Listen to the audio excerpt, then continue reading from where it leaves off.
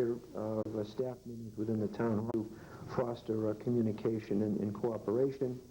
We've got initiatives going with the police department with our 1994 self-study, a study by the Association of Police Chiefs, a capital investment in the water and sewer program, and similar projects that the Executive Secretary is engaged in. So what we are really doing here is systematizing and formalizing the current situation. And I think that we have left sufficient protection to the Executive Secretary. I think we have to be fair to all employees, but on the other hand, I think we've retained flexibility for future boards of selectmen in working with this relationship, and we've accounted for the role that the town meeting takes in terms of appropriation. So that is the work that I present to the board for consideration, and that therefore move that we adopt this contract as presented. I want to thank you, Mr. McKettrick, for putting in a great deal of work on this, and for Mr. Cronin for making suggestions to really formalize, as Joe has said, what has been the relationship that has been existed between this board and the town. Thank you. I don't know if there are any questions or comments. I think we've exchanged several drafts on this, but if there's any points that you think need discussion, we're ready to go. The only thing in reading this afternoon, the final version, that I did want to talk about, I mean, we've talked about these goals and objectives for, I know, the 4 years I've been here,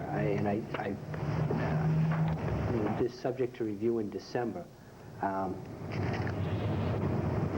It just seems to me, I was just wondering if we could ask that a report on these goals and objectives be given to the board quarterly, or every 6 months or something. Instead, rather than do it annually, it tends to get away from you, I think, if you think you have a... Well, I certainly think that we should be constantly monitoring how we're doing with our goals and objectives. This contract is just setting a baseline in the relationship. It doesn't preclude, other arrangements or more intensive ways of doing something. If the board sees fit, I'm sure that's something that could be worked out with the Executive Secretary. There's nothing in this contract that precludes doing that on a more frequent basis. This is just building in this annual mechanism and then consideration by subsequent boards as to whether the term might be extended for that additional year. So everything that you say is certainly consistent with this and not precluded by the document. Okay. You don't feel it has to be formalized in any way? Well, I think in order to properly conduct an evaluation in December and to study where we are, that it's necessary to have some idea on the way through the year as to how we're doing.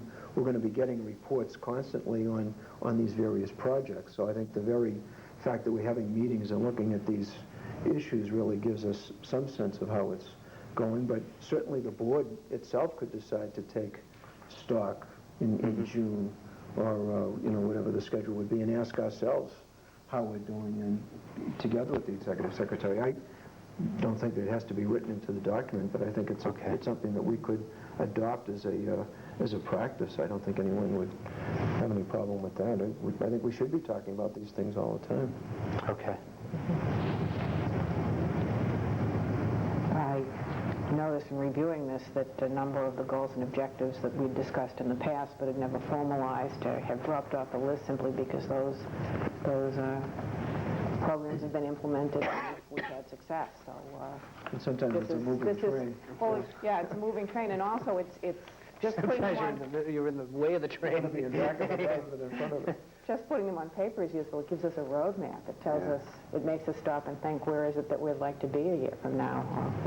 Where are we moving ahead, and in what direction? I think it's a very useful exercise for us as well.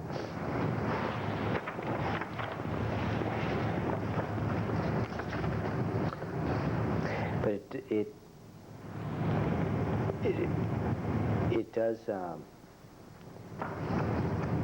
does change things a little bit in that the renewal time, or the time for reappointment will now be in December as opposed to the week after the election. Yes, that's true. Of course, we've moved the election now to April. another time, so that, and in fact, our own terms got changed as a result of all of that. I think that in terms of our work year, if you will, that although you can very quickly get into the holidays, if you do this normally after you finish whatever's going to happen in a fall special meeting and before you're into the next budget cycle, that this actually is something of a natural break in our process. In the summer, we discover that there's vacations and we're trying to do things every 2 weeks and so forth. This is a time of year that we're in session weekly. We've seen how the past year went. We've got the audit reports in, or the balance sheets. It's probably a good time of year to take stock, generally have a New Year's resolution time, basically, Right. So the timing of it makes sense to me. Yeah, we're not in the middle of a town meeting fight and all those brawls we get into right around. After you have a couple of years' experience, you can change it. Well, that's true. I mean, this is something that can be modified, but this is a time of year, I think, that we're more into governance and government than politics, and it's a good time of year to do this kind of an exercise, I think. That's more management, I think, than anything else. I mean, Right. we do this for the police chief and the fire chief. I know the school superintendent is she on a 3-year contract? I think she is. I know his last contract, the last superintendent of schools, was on a 6-year contract.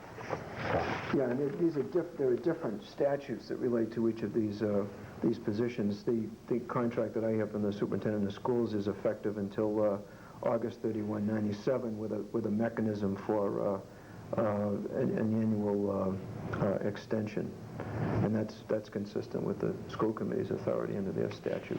It could be as many as 6 years, I think, under their Could be a system. 6-year, but Under our system, it's either 1 or 3, traditionally at least. well, I'll second the motion. all right.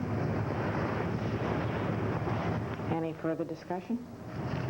I just want to especially give my thanks to Mr. McGettrick, who has put his contracts experience to work on this contract, and for keeping us informed of the different versions and the suggested changes. My motion would be to authorize the chair to sign this on behalf of the town. Second. Any further discussion? All in favor, please say aye. Aye. Unanimous? I would also think that we might want to do an appointment form as well for the 3-year period. We would normally do this.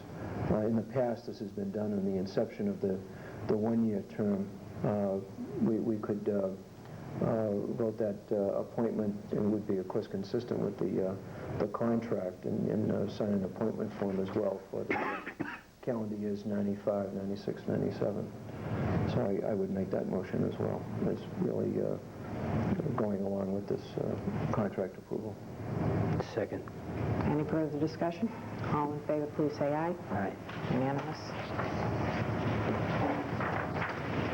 I'd just like to thank the board. I stopped tonight at dinner.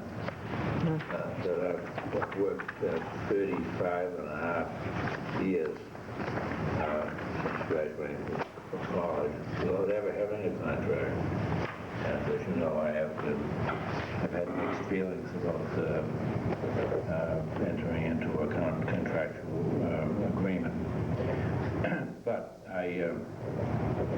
I'm pleased to accept the contract and the reappointment, and I shall sign the contract.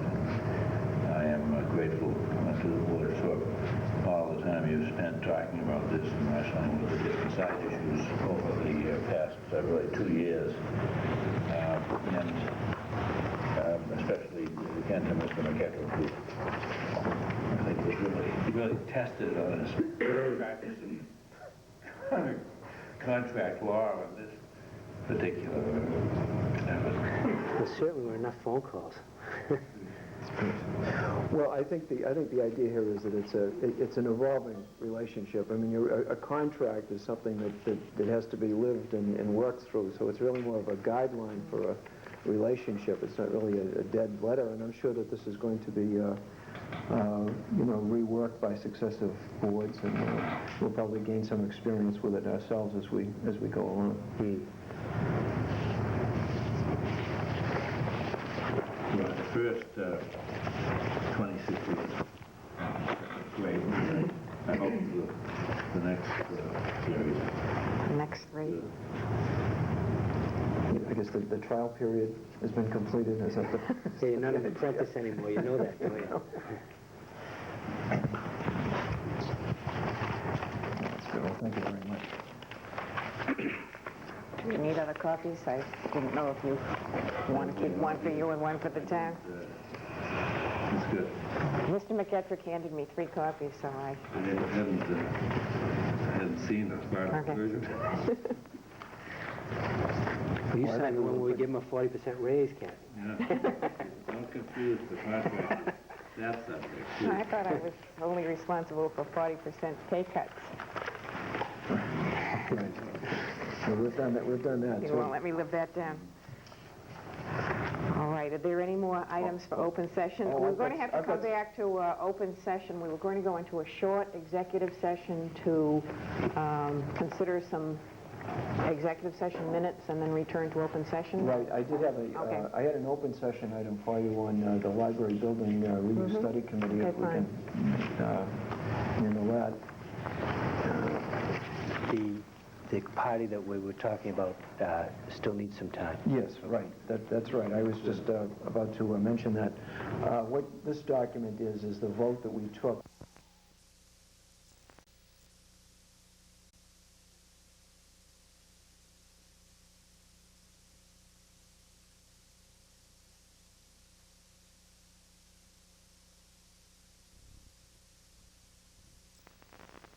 On the reuse study committee, and it would be Dagmar Pollux, who's an attorney and town meeting member who lives on Central Avenue, J. Murray Regan, who is the younger, I guess, or the youngest. The third, is J. it? Murray Regan, that's right, the third at 41 Center Lane, who is in the real estate appraisal business, who's willing to donate some time to this effort.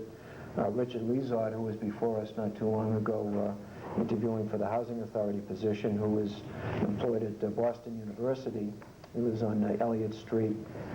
He was involved for a long time with the physical plant operation at Boston University and saw a lot of renovation work going on at BU. So he's willing to serve. Mark Schmid from Canton Avenue. Mark served on the warrant committee, and he is an architect. He's willing to help us out with this and reviewing plans and so forth. Ellen McLennan from Columbine Road, who is with DeWolf and has experience in real estate and has a keen interest in the library project. And then John B. Hines III from Morton Road. Perhaps you'd want to give something of a description there. He is a developer. Yeah, he's involved in commercial real estate in Boston. He's very well respected. He's lived in Milton a number of years, and it will be very interested in serving. And he brings a lot of commercial real estate expertise to the table. There is one still remaining position, and we are waiting for a response back from another resident of the town who has been asked to serve, and we'll probably be hearing them on that shortly, so we can hold off on that 7th position. The other pieces of this would be that our vote called for neighborhood advisory committees in each of the 3 neighborhoods where a library building is located. Library trustees have indicated would not continue as with a library use if we were to build a new central library at the site selected by the town meeting.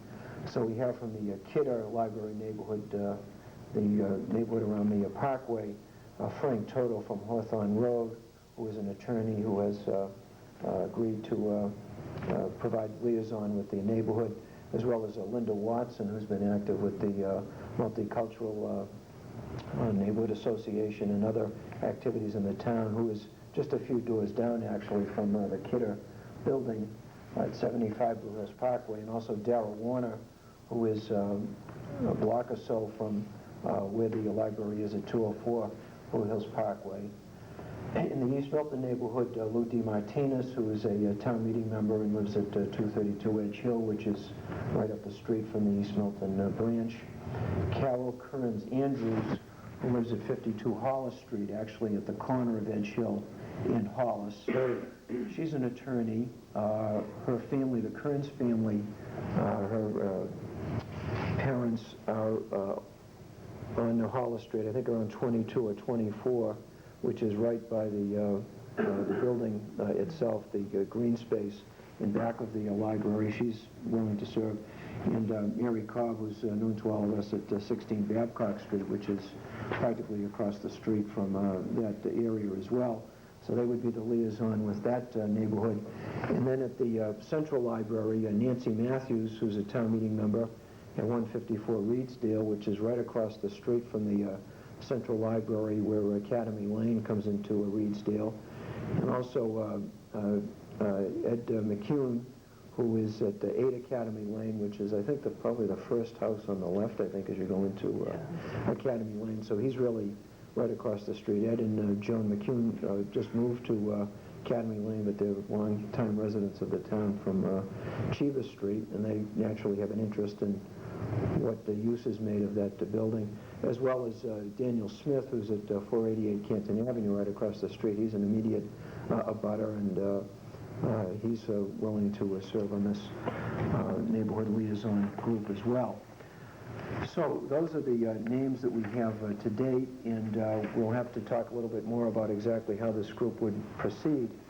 I'm anxious to get this going as quickly as possible, and I was going to ask the board for some kind of a commission to really work as sort of an interim chairman, really, while we're waiting for that seventh position to be filled, to perhaps organize an initial meeting and give out some assignments and so forth. We'd want to get going on this right away after the first of the year, so there may be a little bit of lead time, and then if we can get someone to serve as chairman, which is really, asking for another commitment, then we could sort of get it going on its way. So these would be the names that I'd submit to the board for appointment.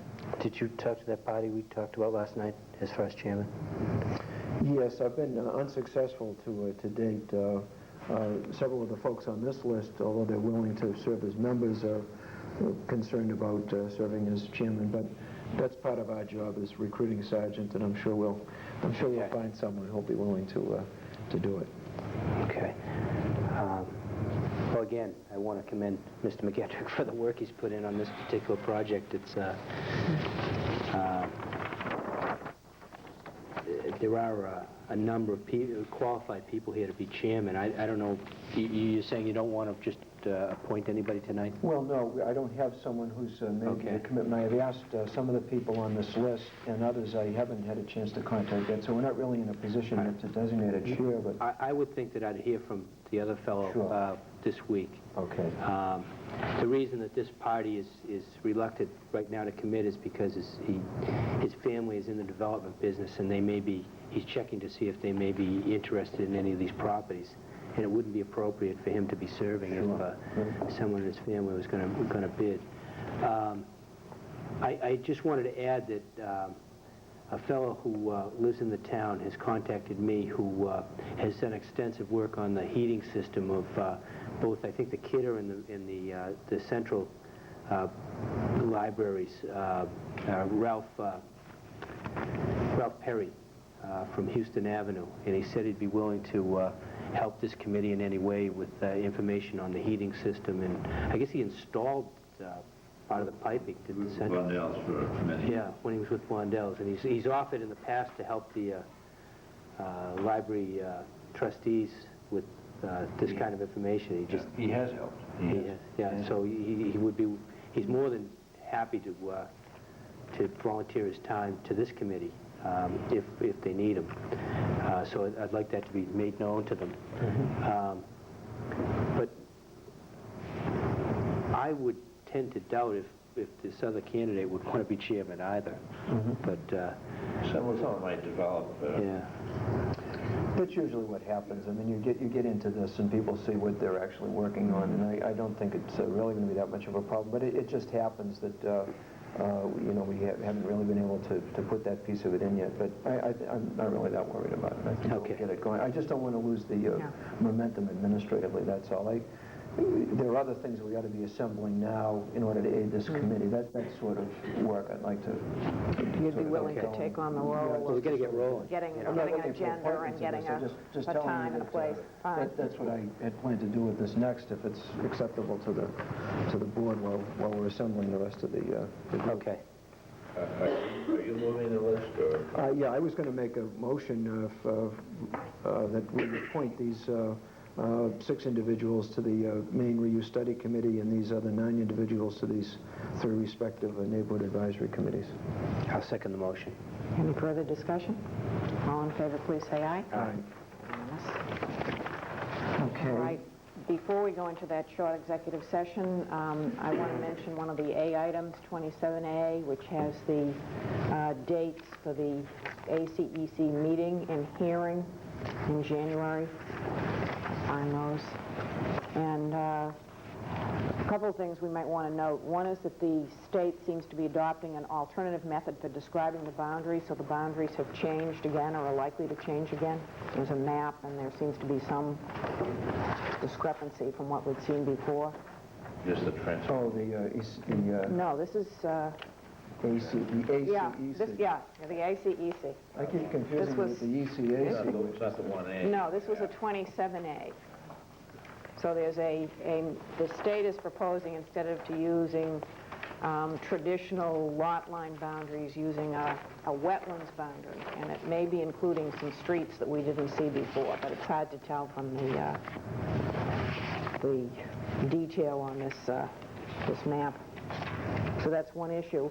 And the second issue is that they are requesting help in drafting goals and objectives. So I think maybe we ought to get to work on goals and objectives again and try to put in some goals and objectives that would allow development of 2 Granite Avenue and some recreational uses on the Neponset River that we've talked about before, that you talked about, particularly Mr. Shields. Okay. So we ought to take a look at that. The 2 streets that I thought might be affected that weren't effective on the Conservation Commission nomination are possibly Hurlcroft and Christopher. But it's hard to tell. Yeah. Well, like Christopher. I think Can we get more information from the Conservation Commission if they have any reaction to this? okay. Right.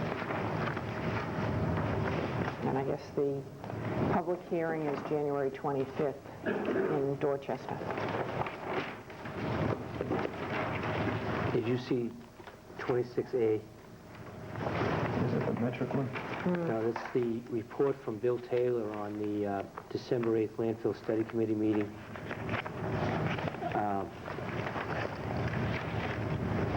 There's been a lot of questions lately about how we're dealing with the refrigerant items up at the landfill. And evidently, that metal pile we have up there, it says that a roll-off container will be provided for non-refrigerant items. Appliances with refrigerants will be neatly lined up until refrigerant is removed, and a sign will be posted that prohibits scavenging. So that was in the first, I think, notice of non-compliance, the April one. And I think that they're addressing that. And then the second one, the leaf composting operation is vastly improved. An updated operation plan will be submitted in February. Well, I know you don't want to leave anybody with the impression that that was the first, this was the first response to the appliance issues, because that, No. that been working out and everything. I mean, every time we tell somebody that we're addressing one thing, they bring up another one, and it's hard to figure out, where we are. very complicated. It looks pretty good now. And it also, I think the responses to the MIPA hearing that they addressed it on December 8th when Mass Highway sent MIPA a letter stating that in their opinion there would be no impact by additional truck traffic on Route 28. That's Mass Highway. I think that's pretty good, you know. So we're getting there. We were told that a week ago that we not to expect anything until after the first of the year. I guess the hearing officer was sick for a while. Oh, really? So we're making progress with Brona Simon? Well, yes, I think there's been some difficulty in her getting back to us. Okay. I was going to suggest to the board that what we might want to do is make approve a motion to go into executive session for the purposes of carrying out our responsibilities under the open meeting law and to discuss matters that related to collective bargaining, real estate, and disposition of security personnel matters that have been under consideration by the board, and that we would then return to open session. And I guess then later we would be having a second executive session to consider some other matters that are in the executive session in general. So I'd make that motion to go into executive session for the purposes of the open meeting law and to discuss issues of collective bargaining,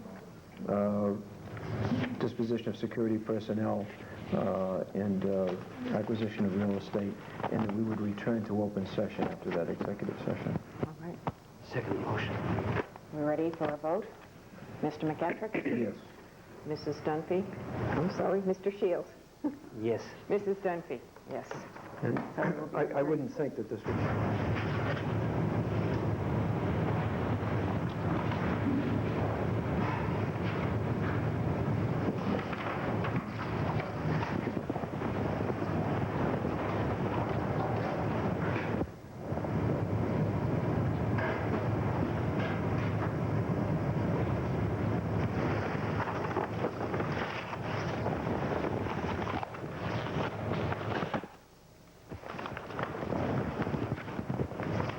would like to move that the Board of Selectmen make public the following portions of our executive session minutes for 4 meetings that we held in May of 1994.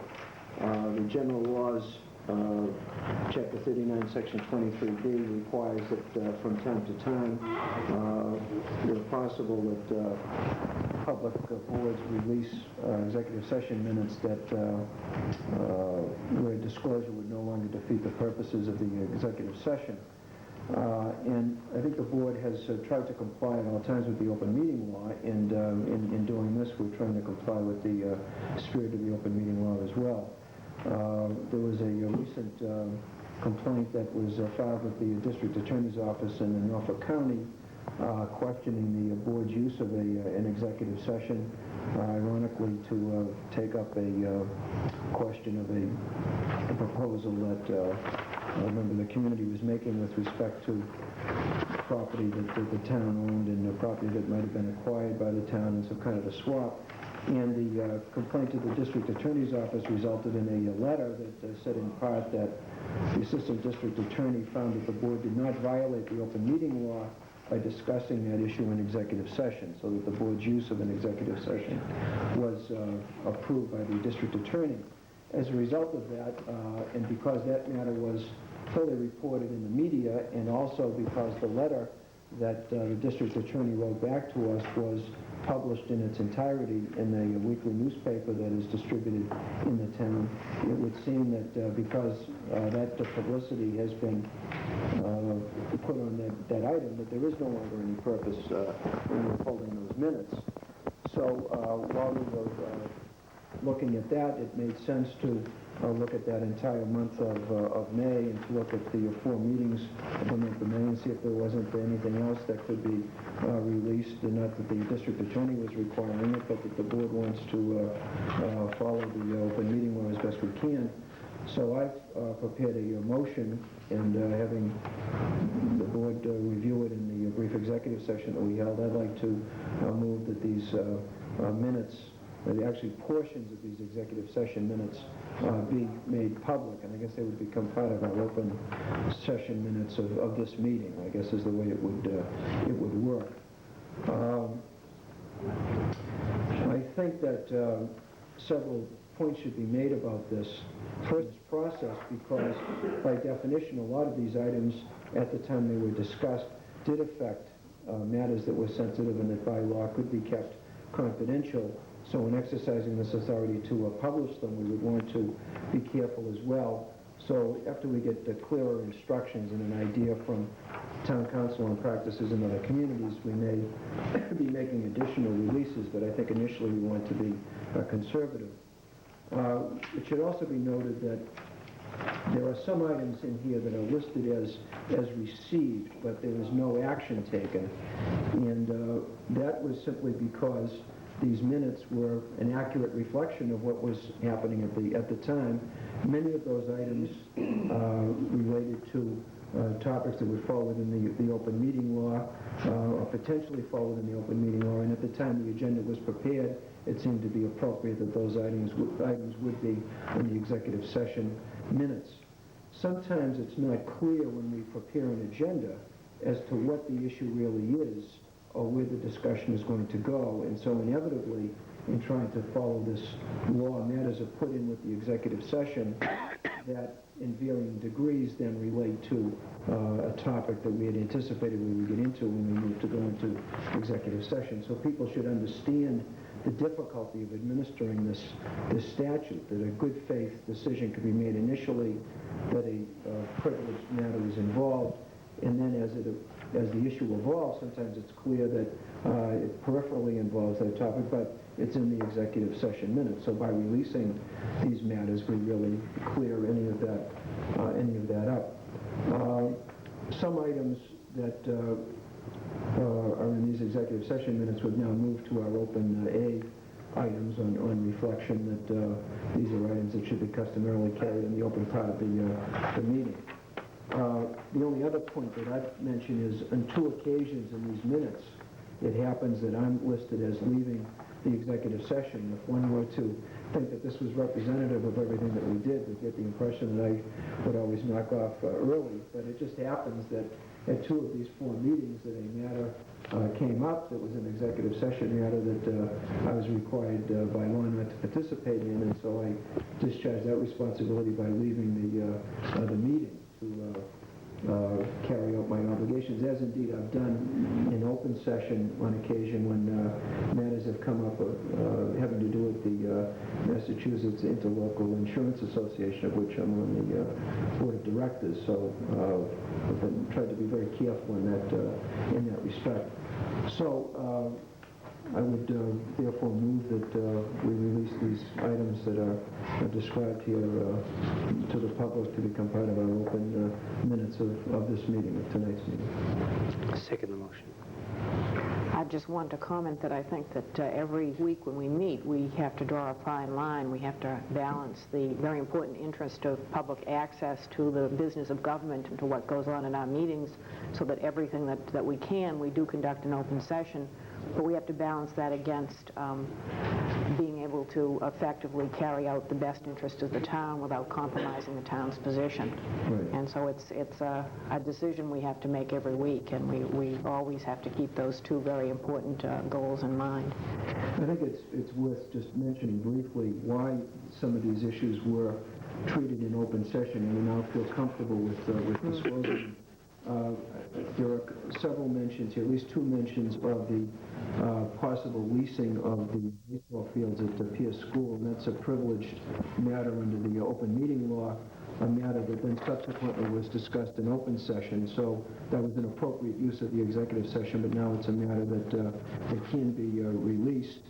Another example would be the land that was discussed with Attorney Barry that was the subject of the district attorney's letter. The district attorney concluding that this was a proper use of executive session, but because of subsequent publicity and the way that issue went into the public domain, there's no longer any need to hold that back.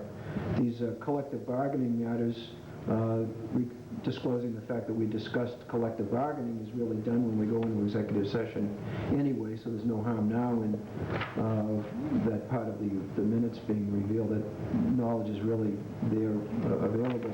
The item with respect to the youth coordinator, as I recall, involved a potential disposition of security personnel with respect to security measures that were being to be discussed at this town meeting at Milton High School, and so that was, in my view, a proper use of an executive session, because that question, disposition of security personnel, is a privileged matter, and at least at the time we were discussing that, it wasn't really clear where all of that was headed. So I think that was an appropriate use of the executive session. And I think each one of these items, there's tie-ins either with collective bargaining or with some of the other matters that are privileged in the open. So, I feel that this is a proper use of the open meeting law. So that's my motion. We're ready for the vote? All in favor, please say aye. Aye. Unanimous. Would move to go back into a second executive session to discuss